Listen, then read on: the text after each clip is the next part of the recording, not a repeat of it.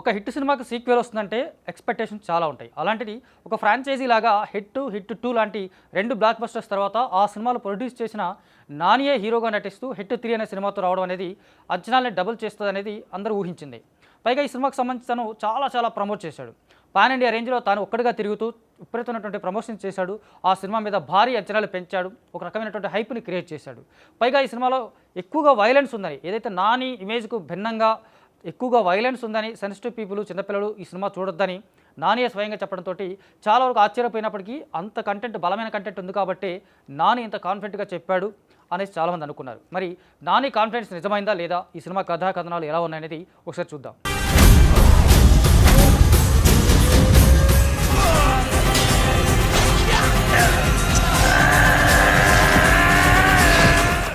Hit 3 కథగా చూస్తే అర్జున్ సర్కార్ ఒక sincere cop, HIT team lead చేస్తూ ఉంటాడు. అలాంటి తను వైజాగ్ ట్రాన్స్ఫర్ అయిన తర్వాత వరుసగా ఒక 2 మర్డర్స్ చేస్తాడు. ఆ 2వ మర్డర్ చేస్తున్నప్పుడు తన టీంలో ఉన్నటువంటి ఒక లేడీ ఆఫీసర్ చూస్తుంది, అతను నిలదీస్తుంది, అతను పోలీసుగా పనికిరావు అని చెప్తుంది. అప్పుడు తను ఎందుకు ఆ 2 హత్యలు చేయాల్సి వచ్చిందని అర్జున్ సర్కార్ ఆమెకి వివరంగా చెప్తూ ఉంటాడు. ఆ క్రమంలో సిటీకే అని ఒక టీం ఉంటుంది. ఆ టీంకు ఒక డార్క్ వెబ్సైట్ ద్వారా రన్ అవుతున్నటువంటి ఆ టీంలో ఒక్కొక్క మనిషి 2 మర్డర్స్ చేస్తే ఆ వెబ్సైటు దాంట్లోకి వాళ్ళు ఇన్వైట్ చేస్తారు. అక్కడికి వెళ్ళిన తర్వాత వాళ్ళందరినీ ఆ వీడియోస్, వాళ్ళు ఏదైతే మర్డర్ చేస్తున్నారో ఆ వీడియోస్ రికార్డ్ చేసి మరి ఆ వెబ్సైట్లో పెట్టాలి. తద్వారా వీళ్ళకి ఒక పైశాచిక ఆనందం, అందులో వాళ్ళకు ఒక మెంబర్షిప్ వస్తుంది. ఆ వీడియోస్ కూడా వాళ్ళు అప్లోడ్ చేస్తూ ఉంటారు. సో ఈ కైండ్ ఆఫ్ కంటెంట్ని తను కూడా అందులోకి వెళ్ళి దీని వెనక ఎవరున్నారో తెలుసుకోవడం కోసం అర్జున్ సర్కార్ ఈ మర్డర్ చేశానంటాడు. సో అసలు ఆ మోటో ఏంటి, సిటీకే అనేది ఆ టీం యొక్క మోటో ఏంటి, అర్జున్ సర్కార్ నిజంగా ఈ 2 మర్డర్స్ తర్వాత అందులో జాయిన్ అయ్యాడా, జాయిన్ అయిన తర్వాత జరిగిన పరిణామాలు ఏంటి అనేది సింపుల్గా కథ, అంతకంటే ఎక్కువగా రివీల్ చేయడానికి లేదు కాబట్టి. సో ఈ కథనంగా చూసుకుంటే కనుక ఫస్ట్ హాఫ్ చాలా ఫాస్ట్గా సాగిపోతుంది, ఎక్కడా బోర్ కొట్టడం కాకుండా. ఆ ఇన్వెస్టిగేషన్ ఏదైతే ఉందో ఈ సిటీకే టీంకి సంబంధించినటువంటి అతను జమ్మూ కాశ్మీర్లో పనిచేస్తుండగా ఈ సిటీకి సంబంధించినటువంటి ఇన్ఫర్మేషన్ తెలుసుకుంటాడు అర్జున్ సర్కార్. అక్కడ నుంచి చాలా వేగంగా దీని వెనక ఎవరున్నారు, దాని నెట్వర్క్ ఏంటనే తెలుసుకునే క్రమంలో అతను చేసేటువంటి ఇన్వెస్టిగేషన్ వెరీ ఎంగేజింగ్గా ఉంటుంది, ఇంట్రెస్టింగ్గా ఉంటుంది, ఆకట్టుకునేలా ఉంటుంది. అంటే ఏదైతే మనకి హిట్ సినిమాకి సంబంధించి ఇన్వెస్టిగేటివ్ థ్రిల్లర్స్గా వచ్చి మిగతా 2 సినిమాలు ఆ థ్రిల్ని, ఆ ఇన్వెస్టిగేటివ్ మోడ్ని ఎక్కడ మిస్ కాకుండా ఎంగేజ్ చేస్తూ ఫస్ట్ హాఫ్ అంతా హ్యాపీగా సాగిపోతుంది. సో సెకండ్ హాఫ్కి వచ్చేసరికి తను అక్కడికి వెళ్ళడం, ఏదైతే ఈ సిటీకే టీం ఉందో తను అందులోకి వెళ్ళడం, ఆ క్రమంలో చాలా మంది అత్యంత క్రిమినల్స్ ఉన్నటువంటి ఆ టీంలోకి తను వెళ్ళడం, అక్కడి నుంచి తిరిగి ప్రాణాలతో బయటకు రావడం అనేది బిగ్గెస్ట్ టాస్క్. ఆ టాస్క్ను అతను ఎలా ఛేదించాడు అనేది మనం సినిమాలో చూడాల్సింది. సో చూసుకుంటే ఆ క్రమంలోనే మనకి ఎక్కువగా వైలెన్స్ కనిపిస్తుంది, రక్తపాతం కనిపిస్తుంది. నాని తన కెరీర్లో ఎప్పుడూ చూడనంత, ఆ మాటకు వస్తే తెలుగు సినిమాల్లో ఎప్పుడూ చూడనంత వైలెన్స్, బ్లడ్ షెడ్ ఈ సినిమాలో కనిపిస్తుంది. అందుకు కారణాలు చూసుకుంటే కొంచెం ఫోర్స్డ్గా అనిపిస్తుంది. బ్లడ్ ఇంత అవసరం లేదు, ఇంత వైలెన్స్ అవసరం లేదేమో.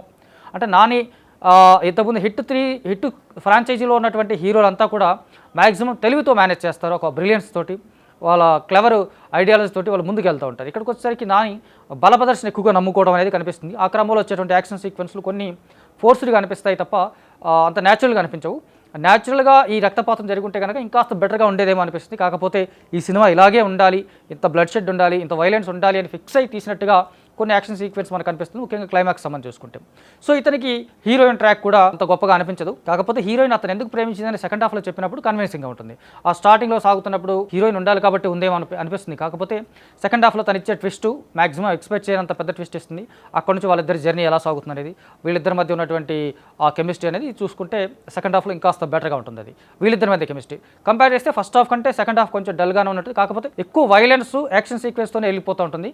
ఫస్ట్ హాఫ్లోనేమో ఇన్వెస్టిగేషన్, థ్రిల్, ఈ కైండ్ ఆఫ్ సెక్షన్ ఉంటుంది. సో కంపేర్ చేస్తే ఫస్ట్ హాఫ్ చాలా బెటర్గా ఉన్నట్టు అనిపిస్తుంది, సెకండ్ హాఫ్ బాగున్నట్టు అనిపిస్తుంది అంతే. సో పర్ఫార్మెన్స్ పరంగా చూసుకుంటే నానికి ఇలాంటి పాత్ర ఖచ్చితంగా కొత్తే, అతన్ని ఆ క్యారెక్టర్లో చూడడం కూడా ఆడియన్స్ కొత్తే.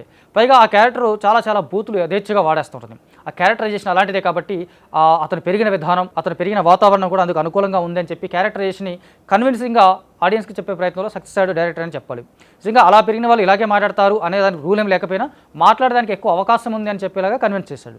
సో అందువల్ల ఆ పాత్ర మాట్లాడే బూతులు ఇవన్నీ కూడా చాలా ఈజీగా వెళ్ళిపోతాయి, నార్మల్గా వెళ్ళిపోతాయి తప్ప పైగా నాని లాంటి న్యాచురల్ స్టార్ లేదా ఫ్యామిలీ ఆడియన్స్ ఎక్కువగా ఉన్నట్టు, ఫ్యామిలీ ఫ్యాన్స్ ఎక్కువగా ఉన్నటువంటి హీరో ఆ డైలాగ్ చెప్తున్నప్పుడు కూడా థియేటర్లో మంచి పాజిటివ్ రెస్పాన్స్ వస్తుందంటే క్యారెక్టరైజేషన్కి ఆడియన్స్ అలవాటు అయిపోయారనే అర్థం.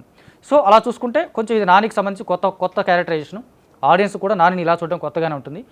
అతను మ్యాక్సిమం మెప్పించాడు. నాని పర్ఫార్మెన్స్ పరంగా మనం కొత్తగా చెప్పడానికి లేదు, అతను ఏ క్యారెక్టర్ చేసినా అందులోకి వెళ్ళిపోతాడు. కాకపోతే ఇది మోస్ట్ వైలెన్స్ ఉన్న క్యారెక్టర్ కాబట్టి ఇందులో కూడా అంతే ఈజీగా తను అడాప్ట్ చేసుకున్నాడు, ఆ పాత్రని చాలా సులువుగా చేసుకుంటూ పోయాడు. హీరోయిన్ పరంగా చూసుకుంటే ఆమె నటన పరంగా ఈ సినిమాలో పెద్దగా ఏం లేదు. రాబోయే రోజుల్లో మంచి మంచి పాత్రలు పడ్డా నటించగల కెపాసిటీ ఉన్న ఆర్టిస్ట్ అని మాత్రం అనిపించలేదు. చాలా చోట్ల బ్లాంక్ ఎక్స్ప్రెషన్స్ ఉన్నాయి. అంటే క్యారెక్టర్ కూడా కొన్ని ఉన్నాయి, కొంచెం లవ్ ట్రాకు, యాక్షన్ ట్రాకు, ఇతని మీద ఒక అఫెక్షన్, ఈ కైండ్ ఆఫ్ ట్రాక్స్ ఉన్నప్పుడు కూడా తను చాలా ప్లెయిన్ లుక్స్తో కనిపిస్తుంది. పెద్దగా పర్ఫార్మరు అని చెప్పడానికి అయితే లేదు.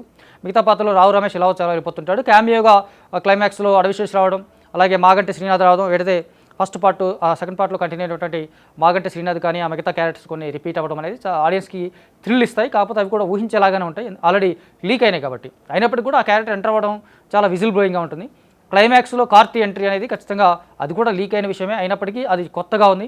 అతను డీసీపీ వీరప్పనగా 4th కేసు అతను చూడబోతున్నాడు అనేది చెప్పేలాగా ఒక హింట్ ఉంది. అంటే నెక్స్ట్ హిట్ 4లో కార్తీ కనిపిస్తాడు అనేలాగా వీళ్ళు చెప్పేశారు. సో ఓవరాల్గా చూసుకుంటే నాని చెప్పినట్టుగా విపరీతమైనటువంటి వైలెన్స్ ఉంది. కాకపోతే అంత వైలెన్స్ అవసరం లేదేమో అని అనిపించినా కూడా ఆశ్చర్యమే లేదు. ఫస్ట్ హాఫ్ చాలా బాగుంది, మిగతా సెకండ్ హాఫ్ అంతా వైలెన్స్తో నిండిపోయింది. నిజంగా ఆయన చెప్పినట్టు సెన్సిటివ్ పీపుల్, చిన్నపిల్లలు ఈ సినిమా చూడడానికి లేదు, అంత బ్లడ్ షెడ్ కనిపిస్తుంది. ఓవరాల్గా చూసుకుంటే నానిని కొత్త పాత్రలు చూడటం ఇష్టపడే వాళ్ళందరికీ ఈ సినిమా నచ్చుతుందనే చెప్పాలి.